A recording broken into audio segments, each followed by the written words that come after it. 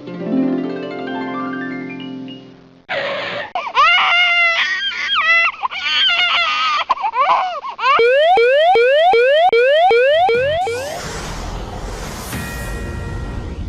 is a Fox News alert. Documents obtained exclusively by this show a few hours ago show that yet another key player in the Mueller independent counsel investigation has deep ties to the Democratic Party establishment. His name is Aaron Zebley.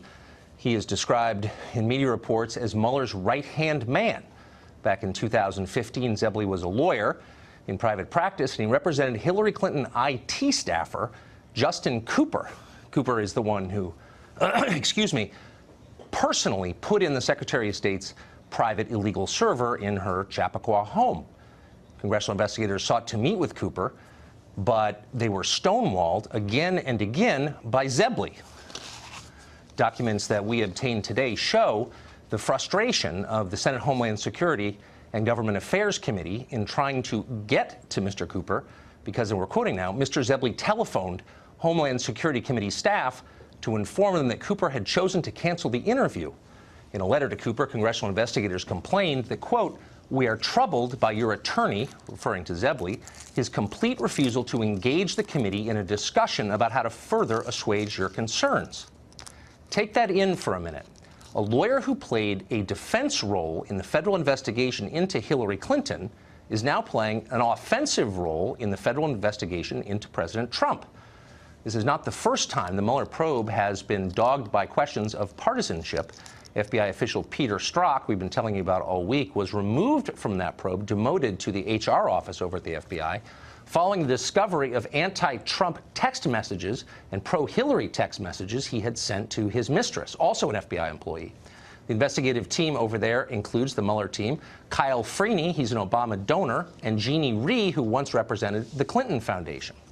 To make matters even messier for the Justice Department, by the way, a senior official recently demoted amid an investigation into his contacts with the opposition research firm that produced the now discredited Trump dossier.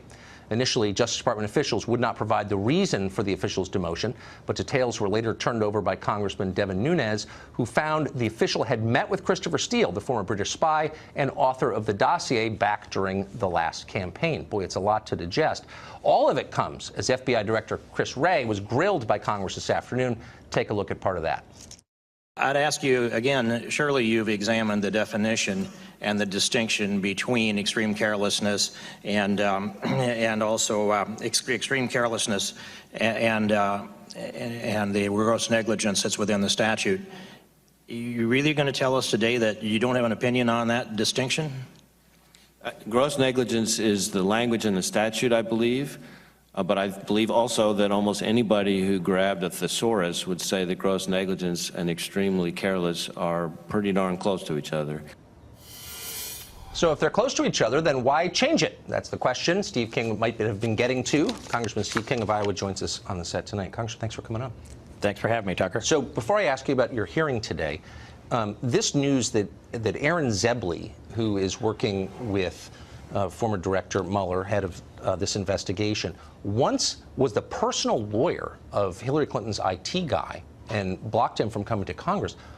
Why would Mueller hire an obvious Democratic partisan for a politically sensitive job like this? You know, this whole thing screams of conflict of interest along the way. And the question was asked today of Director Wray, and we didn't get a lot of answers from him, but he's got a difficult tightrope he needs to walk here, too. But the question was asked, essentially, did you have a criteria that they needed to be pro-Clinton in order to be part of the team? Or did Director Mueller have that require that you need to be pro-Clinton? Or was it just happenstance, and where the only people he knew to tap into was the I'll say the group of people who are Clinton partisans. But it looks like every single one of them is a Clinton partisan. What's so grotesque and ironic about it is the whole point of the independent counsel statute is to reassure the public that the investigation is above politics. That's why it's taken out of the hands of the DOJ leadership. So you'd think that Mueller would go out of his way to make certain that no one on his team could be accused of partisanship, and yet almost all of them seem to have ties to the Democratic Party. If not everyone. And then I thought Trey Gowdy made a really good point today when he said, if you're a jury of someone's peers, every day in America, people are called together, 12 peers sitting there, and they are forbidden from even deliberating on the evidence in front of them until the last evidence is in, and then they get their jury instructions, then they go back into the room and deliberate. But in this case, we've got decisions coming out. We've got Comey deciding before he issued the statement in July 5th of a year ago, July 5th, the conclusion that was going to come with the investigation of Hillary Clinton. Another thing that I brought up to Christopher Wray today is that the testimony that we have from Comey, from Loretta Lynch, is each of them appointed 3 members, 3 of FBI, 3 of DOJ, to interview Hillary Clinton, to investigate in the, quote, matter, which we know was an investigation. But there's no audio tape of that investigation. There's no video of that. There is no transcript. There are only the notes of the investigators who, and that's essentially proprietary.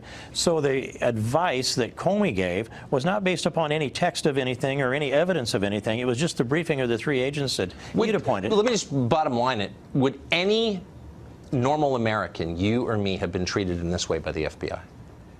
I don't know. I don't know, not on the favoritism side. They wouldn't have been. But I'd ask also this question. It was if Michael Flynn can be guilty of lying to the FBI, how would the FBI know if Hillary Clinton lied to them if they don't have any kind of tape or video or anything? Because they didn't want to know. Congressman, thank you for joining us. Thank you, Tucker.